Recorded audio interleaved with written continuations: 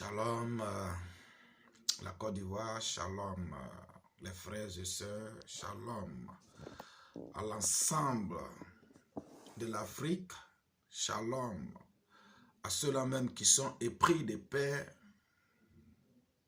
shalom,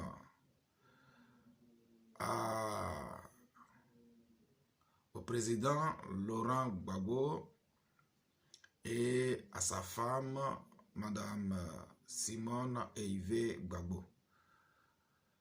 Frères et sœurs, je voudrais m'adresser à ces deux icônes de la politique ivoirienne, africaine et même mondiale, que je peux dire ainsi.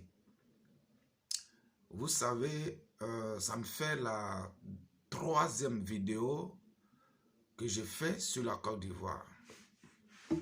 La toute première vidéo, elle a été faite en 2019, où le Seigneur me réveilla dans un sommeil, où me donna une vision. Et cette vision, je l'ai partagée avec la Côte d'Ivoire. Les choses terribles qui arrivaient en Côte d'Ivoire, où les Ivoiriens fuyaient de partout. Et à l'approche des élections de 2000, le Seigneur m'a encore permis de faire une autre vidéo. Et la première vidéo, vous pouvez aller sur ma page Facebook, Mieves Ministère, vous allez voir cette vidéo, c'est depuis 2019. Et la seconde vidéo sur la Côte d'Ivoire, c'est sur ma page YouTube. Voilà, Apôtre Niezalé Ebenezer, vous allez la voir. C'est sur les élections de la Côte d'Ivoire. J'ai fait cette vidéo, je crois, en 2020. Là, le Seigneur me parlait de ce qui allait arriver à la Côte d'Ivoire si Alassane était candidat. S'il posait sa candidature, les atrocités que la Côte d'Ivoire et les habitants de la Côte d'Ivoire allaient vivre. J'ai fait cette vidéo et malheureusement, je n'ai pas été attendu. Et ce qui allait arriver est arrivé. Frères et sœurs, nous sommes des serviteurs de Dieu dans nos différentes communautés, certes, mais nous sommes aussi des serviteurs de Dieu pour les nations. Nous sommes des serviteurs de Dieu pour les nations. Quelle que soit la ténacité, quelle que soit la puissance d'un roi, il n'est rien devant le Seigneur Jésus. Il n'est rien devant son Créateur. Alléluia. Il n'est rien devant son Créateur. Alors, nos hommes politiques et nos gouvernants pouvaient quand même faire un effort pour écouter les hommes de Dieu et arrêter de les emprisonner quand ils vous disent la vérité. Parce que l'homme de Dieu n'est pas seulement porteur de la parole qui va te toucher, qui va te plaire. Il est aussi porteur de cette parole-là qui va te cadrer et qui va te mettre sur la bonne voie. Frères et sœurs, et c'est ainsi que j'ai fait cette vidéo où j'ai parlé que le président Alassane ne devrait plus se représenter, que les Ivoiriens allaient vivre des atrocités. Les Ivoiriens ont vraiment vécu des atrocités. C'était la seule élection au monde où la tête, le crâne humain a fait office d'une balle de football. Nous avons vu ça partout dans le monde. Et si ce n'était pas Alassane même encore qui avait d'une manière ou d'autre passé aux élections, ce bruit que ça allait faire, ce crâne humain qui a servi de football, de ballon de football, ça allait vraiment faire un grand bruit et peut-être que ça allait le conduire là où nous tous nous savons. Mais comme c'est lui aussi qui a été élu, entre griffes, il a toutefois éteint et puis c'est fini. Mais c'est quelque chose de grave, frères et sœurs. C'est quelque chose de vraiment grave. Et c'est pour ça qu'on doit écouter aussi les hommes de Dieu. Quelle que soit la taille de l'homme de Dieu, quelle que soit sa grosseur, sa forme, quel que soit le nombre de ses fidèles, quel que soit ce qu'il est, nous devrons écouter aussi, et c'est très important, les hommes de Dieu. Parce que le Seigneur parle au travers de ses serviteurs. Alléluia. Alors, je vais encore faire cette vidéo. Au lieu de peut-être me critiquer, m'insulter ou dire de quoi, des choses qui n'ont rien à voir avec ce que je suis en train de véhiculer, je préfère que tu écoutes cette vidéo jusqu'à la fin et que tu fasses un effort à ton tour pour que les personnes citées précédemment visualisent cette vidéo. Je vais parler du président Laurent Gbagbo et de la première dame, Maman Simone Eivé Gbagbo. Alors, le Seigneur m'a encore fait une révélation. Le Seigneur m'a encore fait une révélation, frères et sœurs ivoiriens, africains, du monde entier, la diaspora africaine. Le Seigneur m'a encore fait une vision, une révélation. Et dans cette vision, j'ai vu le président Laurent Gbagbo. Il y a eu un trouble en Côte d'Ivoire. Et il y a eu un trouble en Côte d'Ivoire où tous les Ivoiriens de tous bords politiques confondus se sont déportés chez le président Laurent Gbagbo. Et quand ils se sont déportés chez le président Laurent Gbagbo, tous les Ivoiriens ont demandé au président Laurent Gbagbo d'être le président de la Côte d'Ivoire parce que après ce bruit politique-là, les gouvernants actuels ont déguerpi, ils sont partis. Donc la Côte d'Ivoire était maintenant sans président. Les Ivoiriens ne voulaient même plus attendre parler de l'Assemblée nationale. Les Ivoiriens ne voulaient plus attendre parler des institutions ivoiriennes actuelles. Les Ivoiriens ne voulaient plus attendre parler de rien du tout. Donc ils sont allés appeler le président Laurent Gbagbo.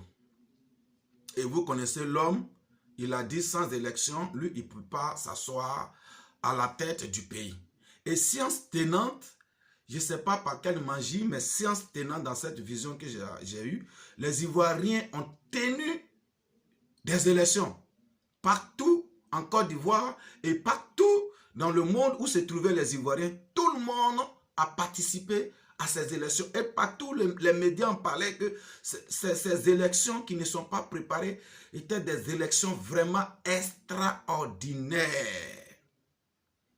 Et tous les candidats qui voulaient se présenter se sont présentés. Mais c'est le président Laurent Gbagbo qui a été élu dans ces élections-là. Et quelque chose de bizarre, il devait prêter serment en plein air.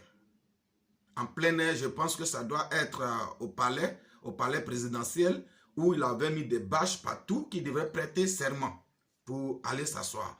Le serment étant prêté, il partait maintenant s'asseoir. Mais chose bizarre, je l'ai vu dans une robe noire. J'ai vu le président Laurent Gbagbo dans une robe noire. Suivez-moi très bien, frères et sœurs, parce que j'ai eu cette vision il y a très longtemps. Et vraiment, je me dis, pourquoi toujours je dois parler? Et bizarrement, quand je parle, il n'y a pas d'écho. Ça n'atteint pas les cibles que ça devrait atteindre. Est-ce que je devais encore parler? J'ai lutté longtemps avec cette vision que le Seigneur m'a montrée. J'en ai parlé à mes collaborateurs. Et franchement, aujourd'hui même, je devrais pas faire cette vidéo. Je devrais bosser un peu. Mais le Seigneur m'a mis à cœur de faire réellement et que de parler à son fils.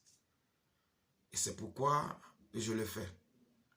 Donc je disais que j'ai vu le président Laurent Gbagbo dans une robe noire. Une robe noire qui l'empêchait de marcher. Et il marchait difficilement. Quand il soulève un pas, il met des minutes pour soulever l'autre pas. Mais il marchait vraiment difficilement. Et il était poussé par Nandi Baba. Nandi Baba était derrière lui qui le poussait. Elle était derrière lui et elle le poussait. Elle le poussait. Et derrière la chaise qui était préparée pour lui, j'ai vu tous ses compagnons de lutte qui sont tombés. Pendant la crise, sinon pendant la rébellion. Après la rébellion, qui sont tombés pendant la rébellion, au début de la rébellion, excusez-moi, ils sont tombés au début de la rébellion, pendant la rébellion, dans la rébellion, après et dans les élections de 2010. Et tous, ils étaient assis derrière la chaise. Mais chacun attendait ce moment-là. J'ai vu Boga Doudou et tout cela. Boga Doudou, Tagrou, Dali Oblé, j'ai vu, comment il s'appelle, le ministre de l'économie, avec le ministre de la sécurité intérieure, je ne sais pas comment il s'appelle, les deux BT là, je les ai vus, ils étaient là. Ils étaient là et les autres que je connais des visages mais je ne connais pas de noms, eux tous ils étaient là. Et les jeunes qui avaient les armes, les jeunes militaires, les jeunes aussi qui faisaient l'autodéfense, et tous ceux-là, je les ai vus aussi, ils étaient tous derrière la chaise. Et ils attendaient à ce que le président vienne s'asseoir. Mais difficilement le président a eu accès à la chaise. Il ne pouvait pas marcher. Et eux tous, ils attendaient que le président vienne s'asseoir pour qu'eux, ils partent se reposer en paix. C'est ce qu'ils attendaient. Ils attendaient seulement ce moment-là. Si le président venait s'asseoir, ils allaient partir se reposer enfin en disant que, enfin, notre lutte a payé. Nous ne sommes pas morts pour rien, nous n'avons pas laissé nos enfants pour rien, nous n'avons pas laissé nos parents pour rien, nous n'avons pas laissé nos familles pour rien, nous n'avons pas laissé la nation pour rien. Enfin, nous partons nous reposer. C'est cette expression-là que j'ai vue sur leur visage.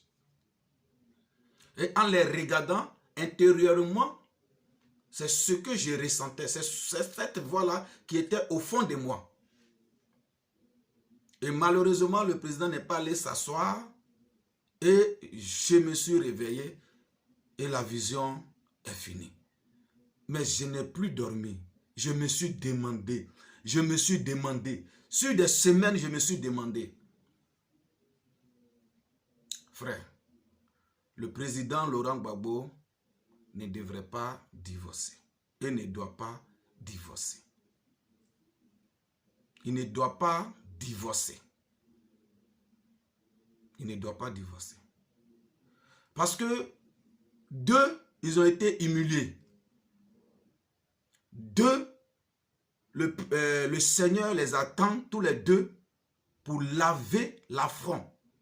Le Seigneur les attend tous les deux pour les montrer aux yeux de tout le monde entier que ce que vous avez dit de ces deux personnes-là, ce sont des choses fausses. Et que moi, le Seigneur Jésus, c'est moi qui établis, c'est moi qui restaure, c'est moi qui lave. Et aujourd'hui, les voici lavés. Le Seigneur attend ces deux personnes pour libérer la Côte d'Ivoire. Le Seigneur attend ces deux personnes pour que l'humiliation que l'Occident et certains frères et sœurs de la Côte d'Ivoire les affligés soit lavés.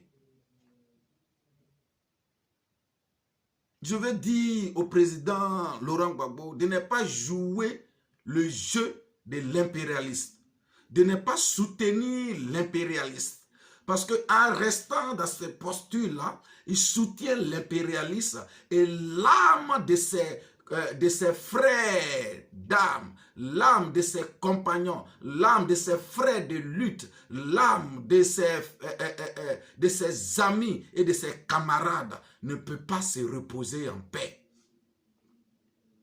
Parce que c'est comme un goût amer. C'est comme un goût amer qui est resté comme ça dans les bouches. Or, ce n'était pas pour ça. Alors, le Seigneur me disait que c'est les deux qui seront lavés et non une personne. Alors, donc, j'ai demandé au Seigneur pourquoi cette robe noire. Et moi, je n'avais pas encore reçu l'explication. Mais quand je vais recevoir l'explication, c'est quand je vais voir Nadi Baba avec le président Laurent Gbagbo au funérailles de la mère de son médecin particulier ou bien de son médecin spécial. Quand je vais voir Nadi Baba et Laurent Gbagbo au funérailles, la même robe que Laurent Gbagbo avait portée dans ma vision, c'est cette même robe qui était sur Nadi Baba lors des funérailles de la mère du médecin de Laurent Gbagbo. Quand j'ai vu sur le YouTube, les réseaux sociaux, quand j'ai vu cette robe, frères et sœurs, j'ai eu comme mon cœur s'est divisé, comme mon cœur s'est éclaté en 1000 morceaux. J'ai dit, mais attends, c'est pas cette robe-là. Je me suis posé, j'ai dit, mais attends, donc le Seigneur m'a réellement...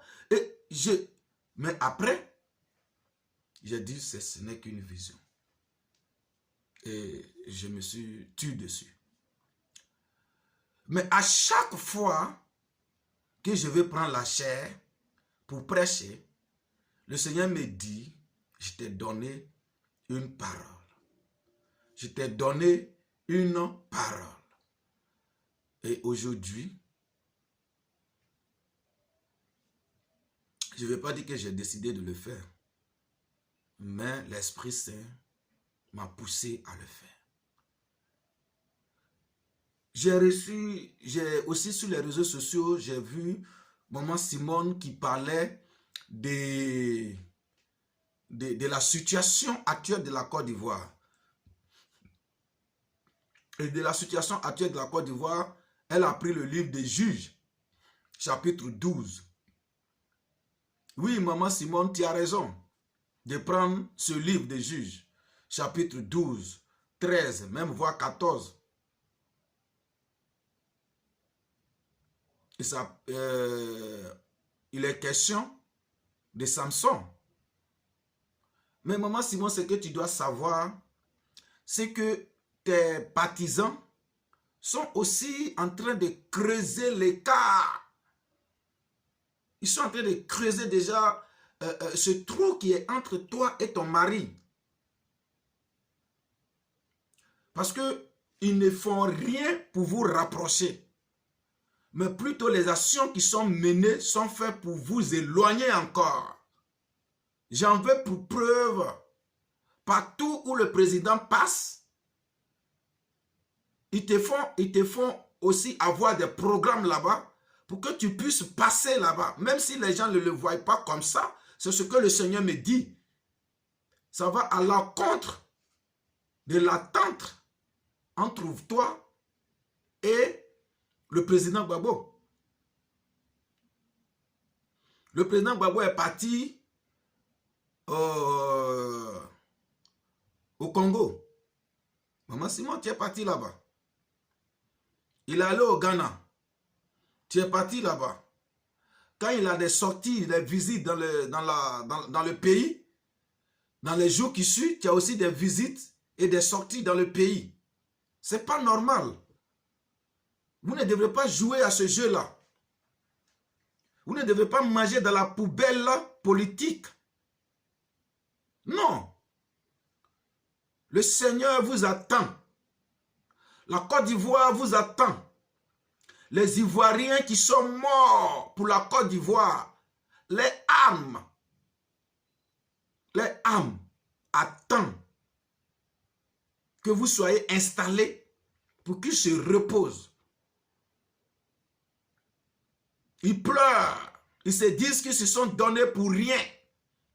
Parce que tant que vous allez vous diviser, tant que vous allez vous combattre, tant que vous n'allez pas comprendre ce jeu-là, ce jeu de l'impérialisme-là, parce qu'ils ont échoué sur tous les plans. Ils ont tout fait, ils ont échoué. Ils ont mis tous les délits sur vous, ils ont échoué. Ils ont menti sur vous, ils ont échoué. Ils vous ont calomnié, ils ont échoué. Ils vous ont même déporté, ils ont échoué. Ils ont fait tout ce qui était à leur pouvoir de vous nuire politiquement, de vous faire asseoir politiquement, de vous taire politiquement. Mais au contraire, ça a suscité un grand engouement encore. Ceux-mêmes qui n'étaient même pas pour vous sont devenus pour vous. Même tous ceux qui sont dans le gouvernement actuel, ils parlent de vous, ils sont pour vous. Dans leur fond intérieur, ils sont pour vous.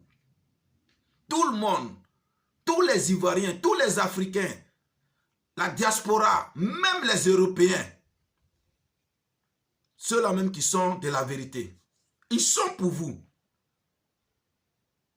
Mais comment il faut faire pour ne pas que ça arrive? C'est ce qu'ils ont fait. Tout ce qu'ils ont fait, ça a échoué. Donc, comment il faut faire? C'est ça. Vous divisez. Chacun n'a qu'à regarder dans son assiette. Qu'ils fassent ce que vous voyez comme des ennemis. Et tant que vous allez rester dans cet état-là, tant que vous allez rester dans cet état-là, les Ivoiriens vont souffrir. La Côte d'Ivoire va souffrir. Et vous risquez même de ne pas voir le changement tant attendu. Le changement peut venir d'ailleurs. Et pour éviter que ce changement vienne d'ailleurs, vous ne devrez pas divorcer. Vous n'êtes pas pour vous maintenant, Maman Simone et Papa Gbagbo. Vous n'êtes plus pour vous. Vous ne vivez plus pour vous. Vous ne vivez plus pour vos petits sentiments. Vous ne vivez plus pour vos petits besoins. Vous vivez maintenant pour la Côte d'Ivoire. Et Gbagbo a dit ça. Il dit, je ne suis plus pour moi-même. Blé Boudé a dit ça aussi à La Haye. Je ne suis plus pour moi-même. Je suis maintenant pour l'Afrique. Et c'est la vérité. Vous êtes pour l'Afrique, vous êtes pour le monde. Alors, ce qui vous divise doit être minime par rapport à ce qui va vous unir. Ou ce qui vous unit. Ce qui vous unit, c'est les Ivoiriens qui sont morts. Ce qui vous unit, c'est les innocents qui croupissent dans les prisons. Ce qui vous unit, c'est les gens qui sont expropriés de leurs biens. C'est ça qui doit vous unir. C'est ça qui doit vous unir. Et c'est sur ça que vous devrez vous asseoir pour que les Ivoiriens cessent de pleurer. C'est sur ça que vous devrez vous asseoir pour que les Ivoiriens cessent de pleurer. Parce que le Seigneur m'a dit, tant que ces deux personnes n'ont pas compris qu'elles doivent se mettre ensemble pour mener à bien ce combat, tant qu'elles n'ont pas compris cela, la situation va perdurer. La situation va perdurer. En 2025, ce n'est pas sûr. En 2030, ça ne sera pas sûr. Et vous allez vieillir. Vous n'allez pas voir la délivrance de la Côte d'Ivoire. La délivrance de la Côte d'Ivoire attend que vous deux. La délivrance de la Côte d'Ivoire doit venir de vous deux. Et peut venir de vous deux. Et va venir de vous deux. Alors, je voudrais dire à ceux-là même qui sont proches de ces deux icônes de la politique mondiale, de ces deux icônes de la politique africaine, de ces deux icônes de la politique ivoirienne, mettez-les ensemble. Mettez-les ensemble. Ne permettez pas cette division. Parce que cette division n'est pas salutaire pour la Côte d'Ivoire, n'est pas salutaire pour monsieur et madame Gbagbo. Ce n'est pas aujourd'hui que Nandi Baba vit avec Gbagbo. Peut-être que je ne suis pas trop au courant, mais je sais que ce n'est pas aujourd'hui. Gbagbo était président, puis Nadi Baba était là. Bien avant même qu'il ne soit président, peut-être que Nadi Baba était là encore. Mais pourquoi c'est aujourd'hui? Pourquoi c'est maintenant que ça doit être intoléré? Pourquoi? Parce que ceux-là même qui vous font la guerre ont vu que, et parce que ils sont beaucoup occultistes, ils sont beaucoup marabouts, ils sont beaucoup féticheurs, ils sont beaucoup charlatans. Ils ont vu que il faut que vous soyez divisés pour ne pas que le salut que les Ivoiriens attendent arrive. Le salut que l'Afrique attend arrive. Pour que l'impérialisme, pour que le colonialisme, le néocolonialisme puisse continuer de régner sur l'Afrique. Puisse régner et continuer de régner sur l'Afrique et sur la Côte d'Ivoire pour piller les ressources, pour piller mentalement, pour piller psychologiquement, pour piller financièrement les Ivoiriens et les Africains. Vous devrez dépasser vos intérêts pour l'intérêt de vos frères et sœurs, de vos camarades de lutte et des Ivoiriens de l'Afrique. Voilà pourquoi Simone et Laurent ne doivent pas divorcer. Ils ne doivent pas divorcer. Quel que soit ce qui va se dire, maman Simone n'accepte pas ce divorce-là. Quel que soit ce que